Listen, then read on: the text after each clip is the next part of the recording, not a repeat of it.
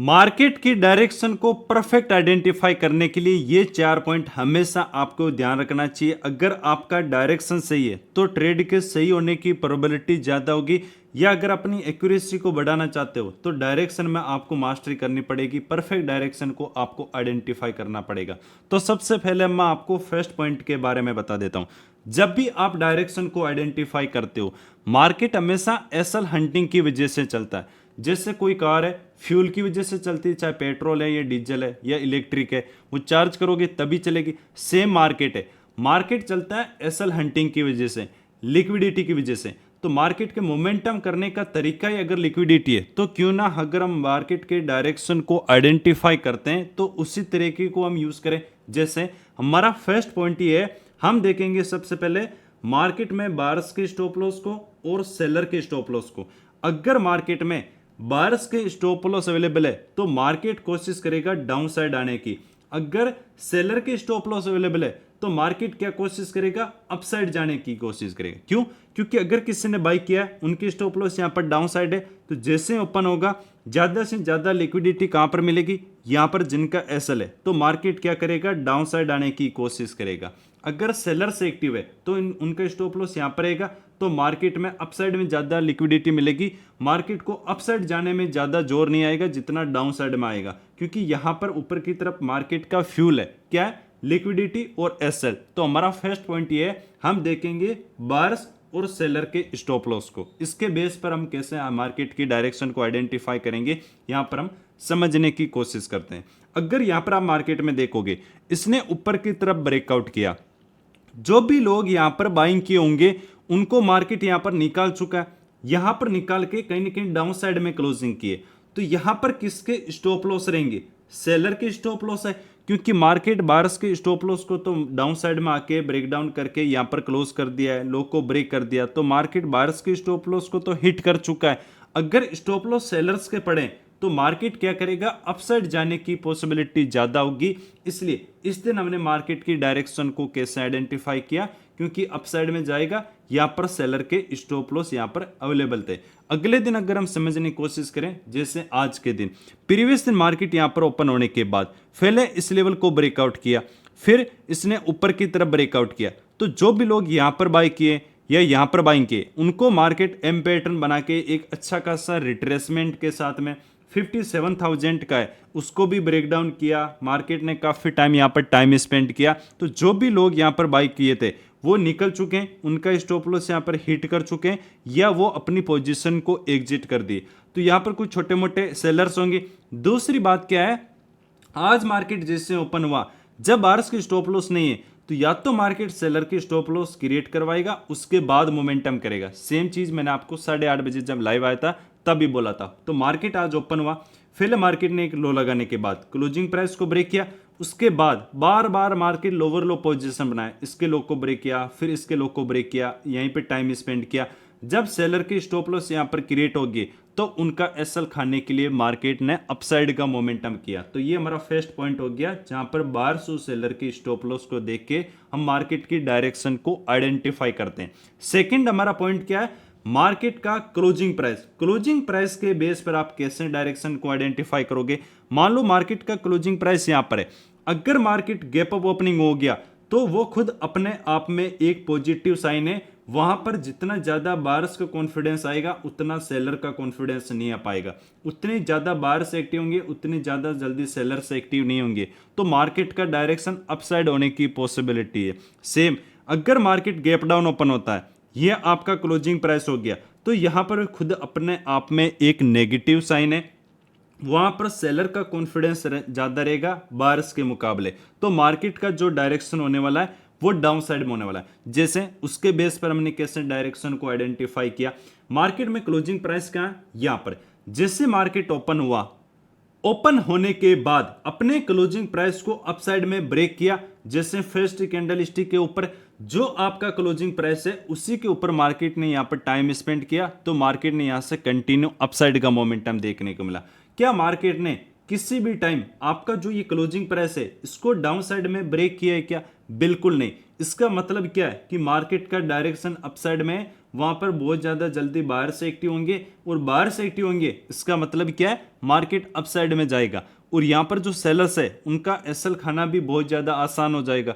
अगर मार्केट काफी बड़ा गैप डाउन ओपन होता तो ये सेलर्स अच्छे प्रॉफिट में आ जाते, फिर उनका एसएल खाना बहुत ज्यादा मुश्किल हो जाता। लेकिन क्लोजिंग प्राइस को ब्रेक करके उसके ऊपर टाइम स्पेंड किया, इसका मतलब कहने के डायरेक्शन है वो अपसाइड में। सेम आज के दिन क्या किया, ये आपका क्लोजिंग प्राइस है, मार्केट ओपन हुआ, ओपन होने के बाद बार्स की स्टॉप लॉस यहाँ पर डाउन साइड में है नहीं, क्योंकि वो एम पैटर्न बना के आया और एक रिट्रेसमेंट आया, बार बार लोअर लो पोजीशन बनाई, तो ये बार्स निकल चुके हैं। जब स्टॉप लॉस नहीं है तो हमने क्या बात किया था आज मार्केट की डायरेक्शन की, कि अपसाइड का मोमेंटम कर सकता है। इसी बेस पर आप देखोगे ना तो इसके लो को ब्रेक किया। सबसे पहले क्लोजिंग प्राइस को समझते हैं। ये आपका क्लोजिंग प्राइस था, मार्केट बार बार क्लोजिंग प्राइस के नीचे टाइम स्पेंड तो किया, लेकिन जो आपका प्रीवियस लो है क्या उसको ब्रेक किया? बिल्कुल नहीं। बार बार मार्केट लो को ब्रेक कर रहा है, लेकिन क्या कंटिन्यू वहां पर फॉलो थ्रू मिल रहा है? बिल्कुल नहीं। बहुत ही ज्यादा यहां पर स्लो सेलिंग है, तो जल्दी से जल्दी वापस क्या एक्टिव होंगे।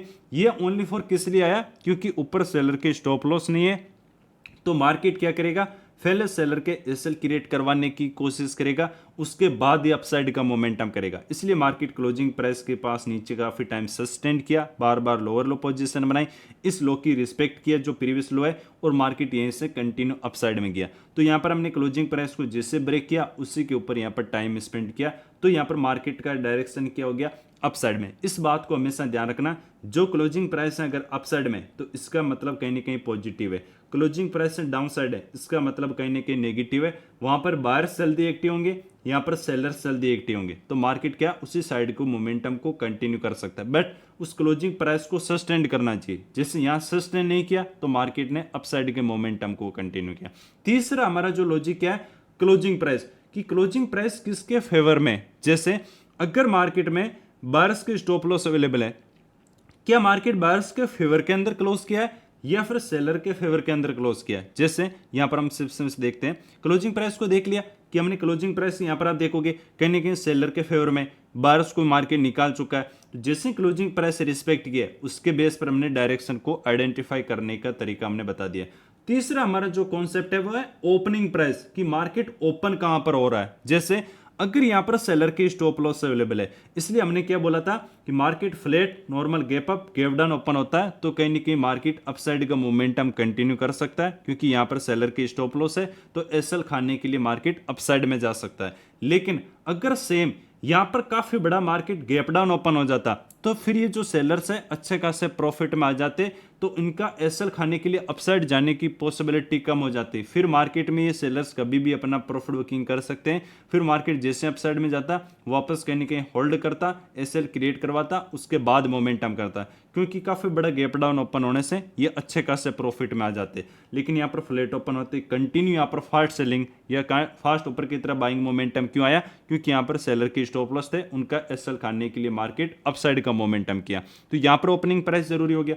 अगर सेम यहाँ पर बात करोगे, यहाँ पर आपको ओपनिंग प्राइस हुआ, अगर ये काफी बड़ा गैप डाउन ओपन हो जाता, इसमें क्या है जो भी यहाँ पर सेलर्स थे वो अच्छे खासे प्रॉफिट में हो जाते। फिर मार्केट या तो अगर फास्ट मोमेंटम करता तो फिर ये सेलर्स निकलते तो मार्केट अपसाइड में जा सकता था। लेकिन एक बार मार्केट अगर लोअर लो पोजीशन बना देता, लो को ब्रेक कर देता, तो ये सेलर्स अच्छे खासे प्रॉफिट में आ जाते। फिर इनका एसएल हम डायरेक्ट टारगेट नहीं कर सकते, मार्केट या तो होल्ड करता फिर स्लोली यहाँ पर अपसाइड में जाता। लेकिन इसने क्या, मार्केट यहाँ पर ओपन हुआ, सेलर के स्टॉप लॉस जो नॉर्मल सेलर्स थे वो निकल चुके थे, अगर जो नहीं निकले वो मार्केट कहीं ना कहीं एसएल क्रिएट करवाया, उसके बाद यहाँ पर अपसाइड का मोमेंटम देखने को मिला। इसलिए हमेशा इस बात को ध्यान रखना, जैसे हमेशा आपको बोलता हूँ कि opening price, flat, gap up, gap down, इन तीनों कंडीशन में व्यू है वो अलग अलग होता है। काफी बड़ा गैप अप है तो उसमें हमें मॉर्निंग प्राइस एक्शन को देखना पड़ता है, अगर काफी बड़ा गैप डाउन है उसमें मॉर्निंग प्राइस एक्शन को देखना पड़ता है, क्योंकि काफी बड़ा गैप डाउन है इसका मतलब जो सेलर्स है अच्छे खासे प्रॉफिट में आ जाएंगे, काफी बड़ा गैप अप है इसका मतलब जो बायर्स है वो अच्छे खासे प्रॉफिट में हो जाएंगे। तो उसके बाद मार्केट कैसे मोमेंटम करता है उसी के बेस पर हमें ट्रेड प्लान करना चाहिए। ये तीन रीजन हो गए। फर्स्ट क्या था हमारा, फिर से मैं आपको बता रहा हूँ, बायर्स और सेलर के स्टॉप लॉस को देख के first reason, second closing price को देख के, थर्ड हमारा क्या था ओपनिंग प्राइस को देख के, फोर्थ हमारा जो पॉइंट है वो है जो आपकी फर्स्ट कैंडल स्टिक है उसके बेस पर कैसे डायरेक्शन को आइडेंटिफाई कर सकते हो। जैसे यहां पर मैं आपको समझाने की कोशिश करता हूं, इसने फर्स्ट कैंडल स्टिक के हाई को ब्रेकआउट किया बट वो सस्टेन नहीं किया, आप देखो फर्स्ट कैंडल का हाई है, इसने ऊपर की तरफ ब्रेकआउट किया, कुछ तो बार्स को भी एक्टिव करवाया, इसने यहाँ पर सस्टेन नहीं किया तो मार्केट का डायरेक्शन क्या हुआ, डाउन साइड में। उसी के डाउन साइड में मार्केट ने क्लोज किया। सेम अगले दिन बात करोगे, जैसे ओपन हुआ, ये आपकी फर्स्ट कैंडल स्टिक है, 50% ऊपर ही मार्केट ने सस्टेन किया। क्या इसके लो को ब्रेक किया, नहीं, इसी के ऊपर मार्केट ने सस्टेन किया है, तो आपका डायरेक्शन क्या हुआ, अपसाइड में, क्योंकि मार्केट में वहां पर बारस का कॉन्फिडेंस ज्यादा रहेगा। हर चीजें चारों पॉइंट चेक करना है, एक पॉइंट को चेक करोगे तो हो सकता है कि आपकी प्रोबेबिलिटी कम हो जाए या आप गलत तरीके से ट्रेड प्लान कर सकते हो। सेम आज क्या ये आपका फर्स्ट कैंडल है, मार्केट में यहाँ पर सेलर के एसएल नहीं थे, इसलिए यहाँ पर सेलर के एसएल क्रिएट करवाया, बट यहाँ पर सेलिंग कितनी ज्यादा स्लो है, हर बार लो को ब्रेक कर रहा है, इसने इस लो को भी ब्रेक नहीं किया, हर बार लो को ब्रेक कर रहा है, बट कुछ खास मोमेंटम नहीं आया। यहीं से मार्केट ने अपसाइड का मोमेंटम कंटिन्यू किया, इसके नीचे यहाँ पर सस्टेंड नहीं कर पाया। अगर सेलिंग आती तो यहाँ से फास्ट सेलिंग आने की कोशिश करता, या काफी बड़ा गैप डाउन ओपन होता, तब ये सेलर्स अच्छे खासे प्रॉफिट में आ जाते, डायरेक्ट अपने डाउन साइड के मोमेंटम को कंटिन्यू कर सकता था। बट काफी टाइम मार्केट में सेलर के स्टॉप लॉस कराए, उसके बाद मार्केट का डायरेक्शन अपसाइड में हो। तो कौन सा पॉइंट सबसे ज्यादा आपको जरूरी लगा, जो 4 पॉइंट है, आप कौन सा पॉइंट को ज्यादातर फॉलो करते हो, इसमें कमेंट करके बताना, उसमें हम डिटेल में वीडियो बना दूंगा कम से कम आधा घंटे का, बट कमेंट करके बताना कि कौन सा पॉइंट आप सबसे ज्यादा फॉलो करते हो। थैंक यू, जय हिंद, राम राम।